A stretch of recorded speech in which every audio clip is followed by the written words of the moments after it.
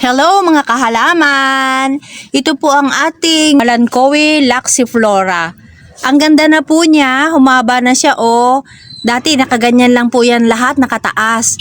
Yun nga lang po, medyo naiinis ako dito kasi napakalutong po niya. May makikita kayo dyan, kulay brown, yan po yung mga naputol ko dahil pag nahawakan ko nasagi ko. Minsan kasi pa nagdidilig po ako, nasasagi siya, napuputol po siya. Pag ginalaw mo siya, hindi mo pwedeng ayusin kung ano po yung kanilang pagkakababa.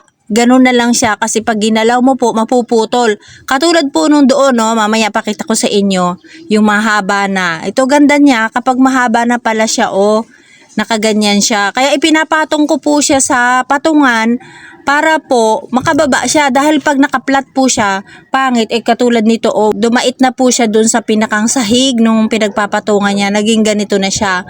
Pero pag hindi, pahaba lang siya. Ito po yung naputol, nasagi. Pag nahawakan mo siya o ginalaw mo, madali lang siyang maputol.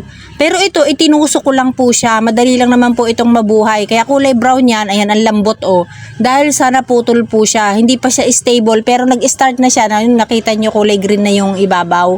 Itinusok ko lang siya. Dito yata siya nanggaling, may putol. Marami na akong mga naputol dyan. Ito, katulad nitong kulay brown. Mga naputol po sila, ayan. Tusok-tusok ko lang sila para kumapal uli. Maganda kung lahat po sila ay meron para matabunan yung pot. Ganda niyang tingnan pala kapag humahaba ito si Laxiflora Dahil yung Laxiflora ko noon, hindi ko napahaba ng ganito. Pataas naman siya. Ito, naging ganito po siya kasi inilagay ko po siya sa medyo mataas. Tapos hindi ko siya pinuputol. Kaya po, nagkaganito yung itsura niya. Maganda pala pag hindi pinuputol. Kasi ako noon, pag humahaba na, ikakat ko na siya. Katulad nito, pinuputol ko na po yan pag humahaba. Ito, yung mga katulad niyan. Pero pag mga pataas, hindi ko pinuputol. Noon, kapag ganito na siya, pag pababa na, ipuputulin ko. Pero mas maganda po pala na ganyan na lang siya. Wag nang puputulin.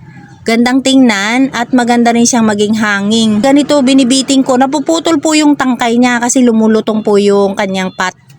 Kaya pinatong ko na lang po siya dito sa kahiliran ng aking mga succulent para ganyan na lang siya. Ganda po pag lahat na lang sila nakababa. Tapos lahat na lang sila green. Magkukulay po siya kapag mainit. Nagiging maganda rin ang kulay niya. Tapos maganda rin po ang kulay nito sa mga hindi pa po nakakaalam. Magiging ganito siya. Tapos yung kulay niya maganda. Gustong-gusto ng kuya ko ito nung nakita niya. Kasi yung ganito ko dati, ang ganda po ng kulay. Dahil na-stress na siya sa araw.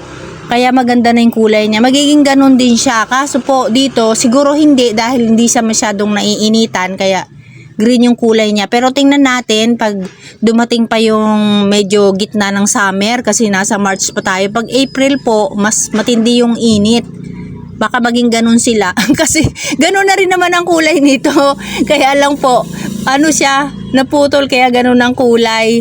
Mabubuhay po yan kasi hindi po maselan si Laxiflora. Meron po ako nitong pinatutubon dahon yung ganito. Kahit kukunti lang yung ganito nyo, magpropa kayo, yung dahon. Kunin nyo yung dahon, tapos yan tutubo na yan dyan sa mga gilid. Meron na po akong napatubo doon, kunin ko pala. May dalawa na po palang mga tumutubo. Kunin ko po para makita ng mga hindi pa po alam. Kung kukunti lang po ang Laxiflora ninyo, pwede kayo magpropa ng dahon. Ayan, makikita po ninyo, mayroon ng mga tumutubo dyan. Pagkatanggal ko po, dry soil ko po siya ipinatong. Tapos ngayon, meron na siya. Magpatubo na lang tayo ng dahon. Ayan, marami na po ako mga dahon na pinatutubo at medyo mataas na rin po yung iba. Mga ganyan na po yung iba, marami ng dahon. Ayan, kaya po, maganda rin mag-alaga talaga ng succulent kasi mapaparami mo talaga siya sa pamamagitan ng dahon. Kahit po anong uri ng succulent, mapaparami mo. Maganda to, bababa lahat ito. Katulad po nito, gusto ko siyang galawin. Ito. Kasi papatong siya dito. Gusto ko siya iiwas dito sa bandang kabila. Katulad po nito, gusto ko pong dalhin siya doon sa kabila. Yan, dito ko ilaylay. Hindi po pwede kasi mapuputol po siya. Kaya ayaw niya magagalaw dahil sa anlutong talaga niya. Ang ganda po ng ating Laxiflora kapag nakalaylay pala siya. Dahil sa lagi natin siyang pinuputol kapag humahaba. Yung pala, mas maganda siya na pabayaan na lang natin siyang mahaba para lumaylay siya. Magiging hanging plant siya.